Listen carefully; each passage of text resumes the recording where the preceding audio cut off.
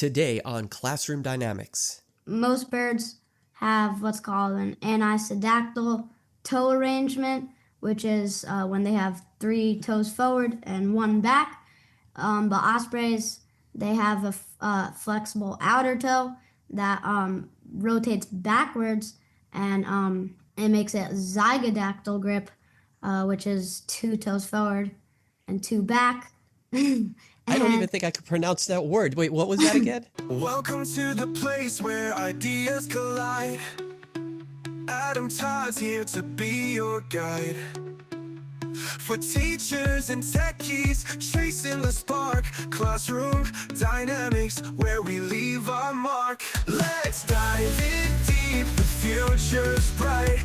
Innovation shines like morning light.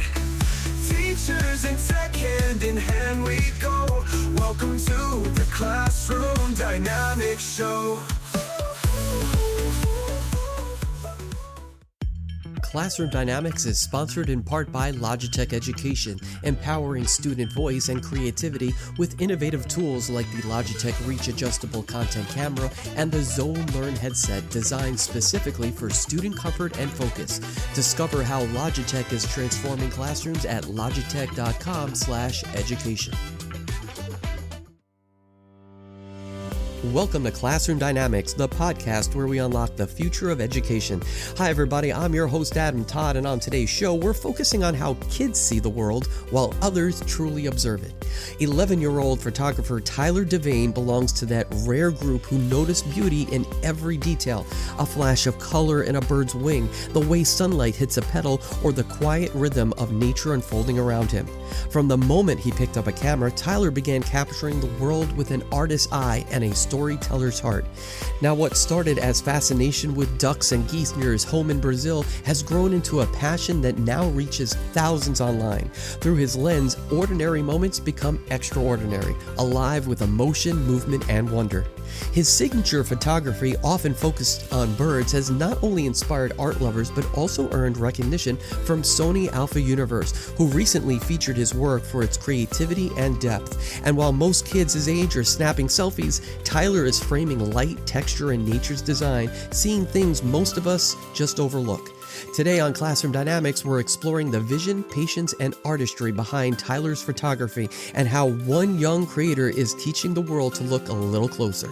And it's all coming up next on Classroom Dynamics, so don't go anywhere. We'll be right back. Classroom Dynamics is supported by Higher Ground Gear, featuring the Shuttle 3.0 CS laptop case.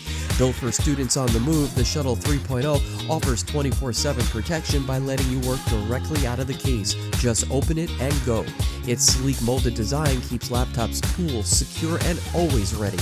And with shock-absorbing corners for drop defense, a grip deck, corner straps to hold your device in place, and clean shell fabric that resists spills and wipes down easily to fight germs, it's protection that never quits. For more, visit hggear.com today. Are you juggling lesson planning, grading, and keeping students engaged, all while running out of hours in the day? If so, BIRDCAST is here to help. BIRDCAST is an AI-powered education platform that supports teachers, students, and schools at every stage, from planning and instruction to feedback and practice. The best part? BIRDCAST works wherever you are. The BIRDCAST extension brings support into the tools that you already use, and the new BIRDCAST Next web experience gives you a hub for planning, bundling resources, and sharing assignments with ease. With BIRDCAST Boost, safe AI for students, you can create interactive charts like debates, exit tickets, and character conversations that deepen learning. Ready to try BIRDCAST? Go to BIRDCASTteaching.com, click the Get Started button, and install the extension. Plus, enjoy 3 months of premium features free at BIRDCAST-teaching.com/Adam-Todd today. A large-scale study in England of nearly 20,000 people found that those who spent at least 2 hours per week in nature, such as in parks and dedicated green spaces, were significantly more likely to report good health and higher psychological well-being compared to those who were not exposed to nature.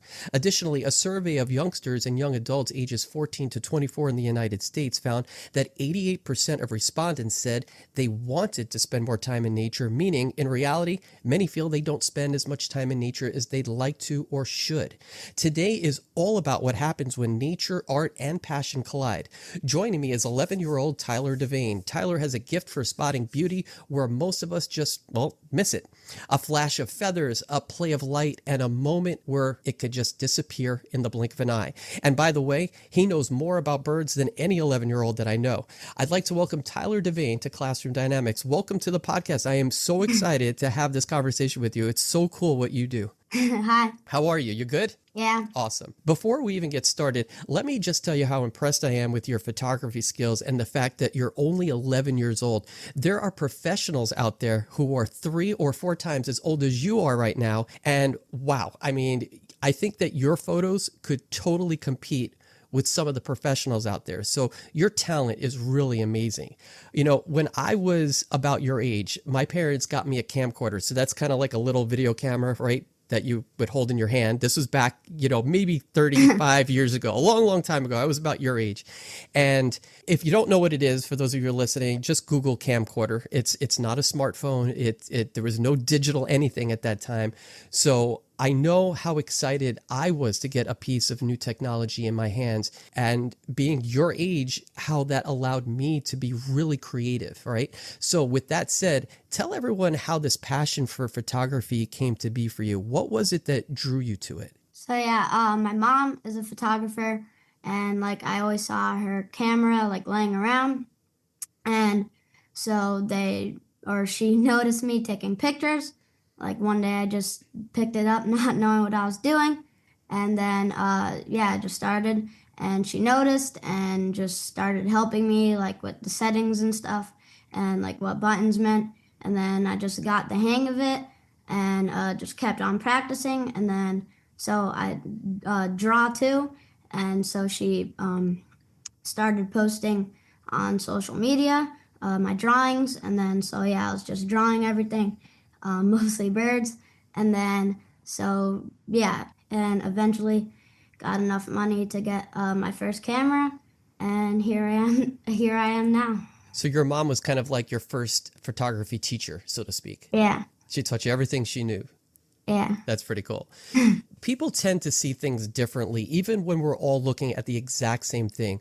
When you look through your camera, what's the first thing that you notice about your surroundings, or, specifically maybe with a bird or animal that you notice? What draws you in to take that picture? So they're just super cool and unique. If they were all the same, we wouldn't appreciate them as much because they all look the same.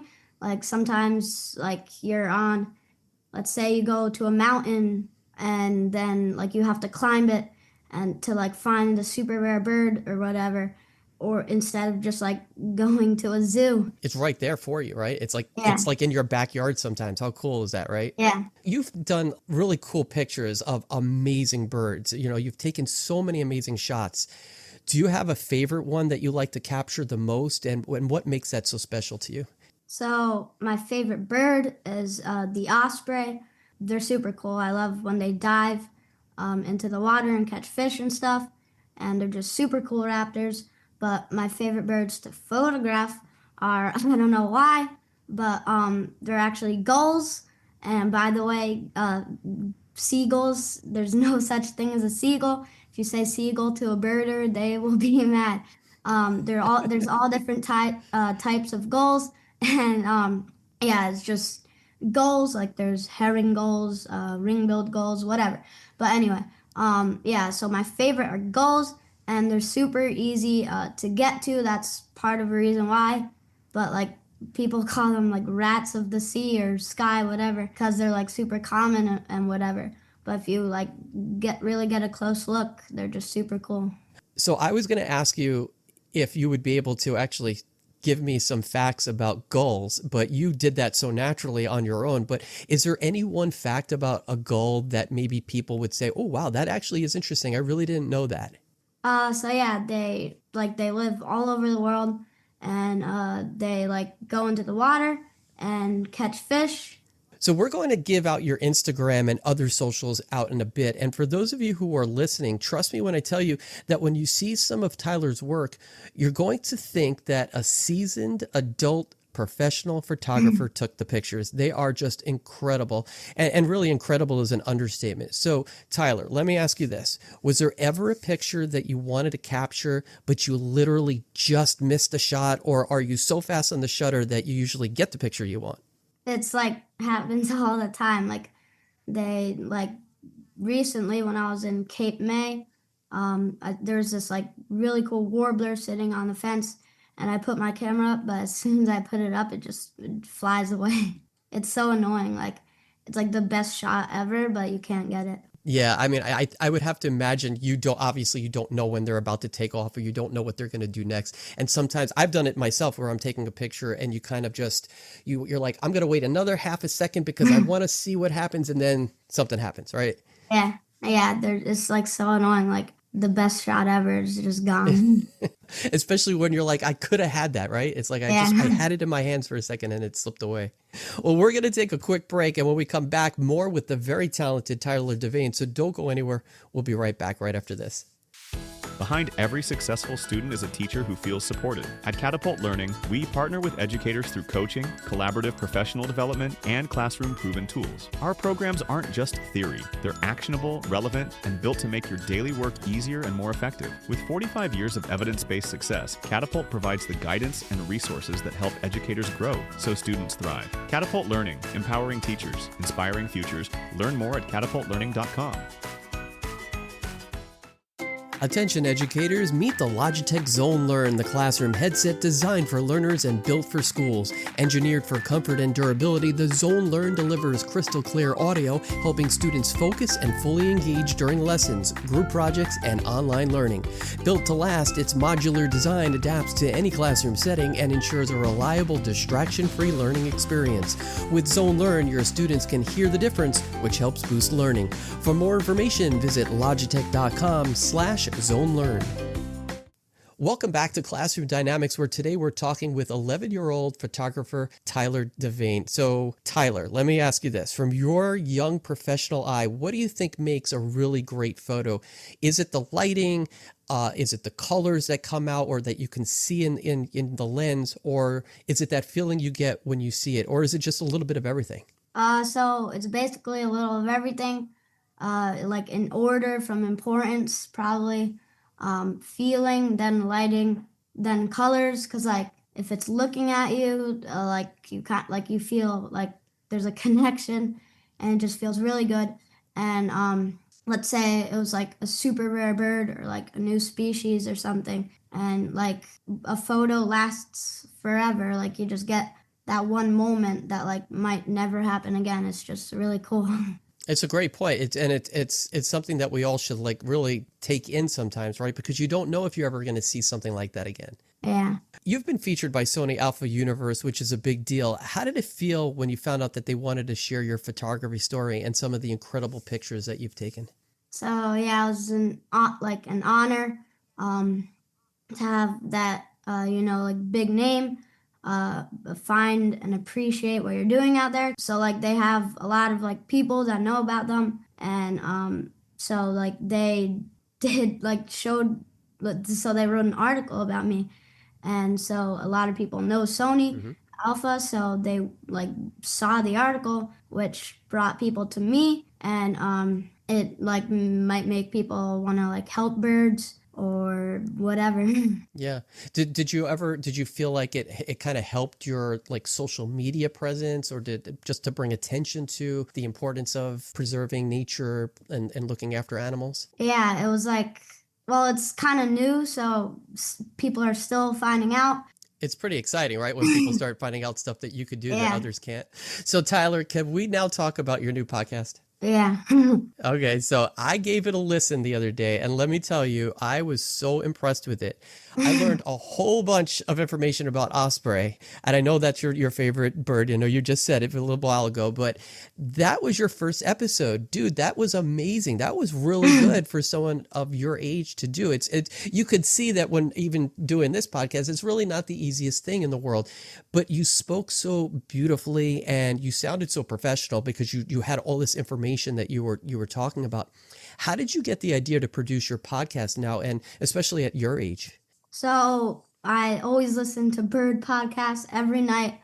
And so I just kept hearing it, and eventually, like, I just wanted to do it for myself and like to educate people about birds because I love them and it'll make other people love them. So yeah, I was wanted to for a long time, and finally we made it happen. We found out how to put it on Spotify.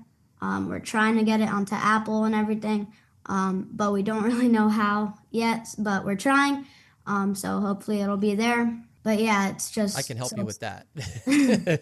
So let me ask you. Wait, first of all, what's the name of the podcast? Tell everyone what it is. So it's called BIRDCAST, a birders podcast, and yeah, it's on Spotify. But it's so new, like even if you just search BIRDCAST, it won't even come up. So search BIRDCAST Tyler DeVane, and then it should come up. So give me like a couple of really cool osprey facts. So most birds have what's called an anisodactyl toe arrangement, which is when they have three toes forward and one back.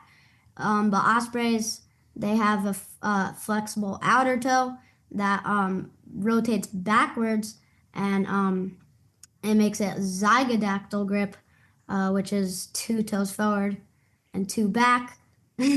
I don't even And think I could pronounce that word. Wait, what was that again? anisodactyl is and then zygodactyl. It's like different. That I is so cool. I don't even know what you just said. It's like different talon arrangements, but that's what they're like the different one they're called. But so their nostrils close underwater when they dive in, and they have these rough pads called spicules on the bottom of their feet that help grip slippery fish. So yeah. That's pretty cool that you just rattled off a whole bunch of really big words that most people don't even know what those mean, and you were able to explain that. That does show how interested you really are in that type of bird, right? Yeah. So where do you find osprey? Where would people go to look for them? They love water and fish. It's like 99% of their diet. So if you want to see them, I mostly see them at the beach, but also just anywhere with water, like lakes or rivers and stuff. But the beach is really good. But they do migrate, but not in like Florida and stuff. But in most other places, they do migrate. But yeah, the beach is probably the best place. That's cool. Would you ever want to host your own nature show on television one day? Or is podcasting where you think you want to land? Probably podcasts. Well, maybe. Because I started a YouTube channel, and I will do bird videos about different birds, hopefully. So, yeah. So you're really getting into it. You're like, that's good. I like that you're taking shots here and taking some risks to put it out there. Look, you never know what would happen, right? Yeah. So we're going to take another quick break, and when we come back, we'll talk about another project that Tyler's worked on, his calendar, and we'll wrap things up with Tyler as well. So don't go anywhere. We'll be right back. Looking to spark excitement in your classroom and save time? Head over to Highly Motivated on Teachers Pay Teachers. From engaging lesson plans to creative lab books and test prep tools, these resources are designed to inspire learning and take the planning stress off your plate. Highly Motivated, motivating teaching resources that engage and inspire. For more, search Highly Motivated on Teachers Pay Teachers today. Tired of drowning in paperwork? With Your Way Learning's AI-powered platform, you can automate lesson planning, grading, and parent communications while keeping you at the center. Our built-in chat assistant Beans helps craft differentiated, standards-aligned material in seconds. Fully customizable and grounded in learning science, Your Way saves time and deepens student engagement. Teach your way. For more, visit yourwaylearning.com. Welcome back to Classroom Dynamics. Today we're talking with 11-year-old photographer Tyler DeVane. Let's talk about your new calendar that's coming out. How did that come to be? I mean, I get it. You have like the social media, you have the podcast now, you have your YouTube channel now. Now you're going to have a calendar. What else is out there? I mean, so where did this calendar idea come from? Again, with the drawings, I was doing drawings, social media, and so I did this 30-day challenge. I did one, and then people loved it, so I did another, which we just finished. But that first one, since they noticed that I also do photography, so they just kept asking for a calendar, and then me and my mom worked on it and just eventually made it happen. Were you excited to work on like a cool project that kind of people were like asking for? Yeah, because like if a bunch of people want it, they'll, yeah. Yeah, give the people what they want, right? Yeah. So now here's a bigger question about this calendar, because obviously there's 12 months in a calendar. So was it difficult to choose what birds made it into the calendar, or did you kind of have an idea where you wanted to put certain birds? So we did we kind of put like different birds. Like for December we did cardinal because like winter, and for I was going to say you probably did a cardinal for December. yeah, and like Go ahead, I'm sorry. But yeah, I could imagine the cardinal in there for December. and in March we did a peacock because there's a lot of green, and St. Patrick's Day. So yeah. You want to help birds by donating part of your calendar sales. Why is that so important to you? And how do you hope that your pictures that you're creating and putting into the calendar, and people obviously they want those, what's the hope in terms of having them make a difference in bringing attention to preserving nature? So like I love birds, and like they make me happy, and if there's no birds, they won't make us happy, and like they need help, like they control pests and like balance insect populations. And if we don't have that, we won't have too much pests and too much insects, and they're just fun to watch, and just like really cool to have. Like they're literally living dinosaurs. Like if like for example, Yeah. like the osprey is monotypic, which means it's like the only species in its family. Like if it's monotypic, then if like that one goes extinct, then that family is like gone. There's no more to, like there's not enough close relatives, since it's the only one, to like try to make it again. Yeah, listen, you know a lot about ospreys. That's really cool. I didn't even know that. Listen, I live in New York City. I see pigeons. But actually, believe it or not, in my neighborhood alone, besides pigeons, I mean, that's almost like a given, right? We do have gulls. I was going to say seagulls, but now I can't. So we have pigeons, we have gulls. There is a huge family of parrots that someone must have let loose years ago, and now there's probably like 50 of them. So in the summertime, when they're waking up and they're going and starting to hunt, you could hear them all with their rah, rah, rah, that's like constant. We have huge black crows. What else am I? There's a whole bunch. I've seen beautiful hawks flying overhead and circling. So it actually, if you really do take a look outside of where you live, you will see some amazing things, but you actually have to stop in, kind of like smell the roses, so to speak, to see these things and to take a moment to understand these are really cool things to look at, right? Yeah. And we were like we heard about those parrots, and we actually went to see them, and I actually got some photos of them, which was cool. That is cool. I've tried to take pictures of them with my cell phone sometimes, just walking around, or you see them where they end up in a tree and they're squawking, and I try to get pictures, but I can never get a really good one. But it's my cell phone. I don't have a good professional camera like you have, and I've seen some of the pictures that you've had with those giant lenses. That's really cool, because you can get really great up close pictures, right? But you could be so far away and still get those amazing shots, right? Yeah. So let me ask you one final question here. If you can give kids your age one piece of advice, what would it be? What would you say to them? Just be patient and keep going, and mostly just be patient, because like in the beginning, like almost for everything, it's super hard, and like it's so hard that you like don't want to do it because it's frustrating. But if you keep doing it, you'll just keep learning, and just get the hang of it. And yeah.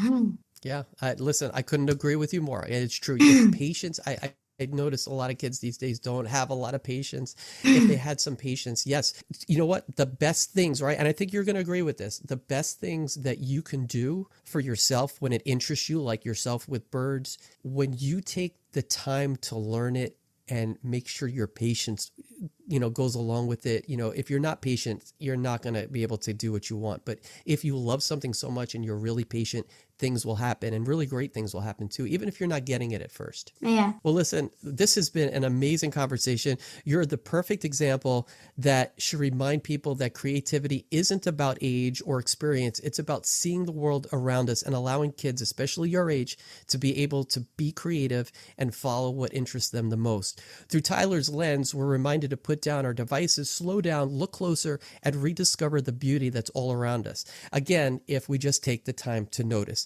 Tyler's photography and passion for nature prove that inspiration can come from anywhere: a bird on a tree branch, a sunset, or a single moment in flight.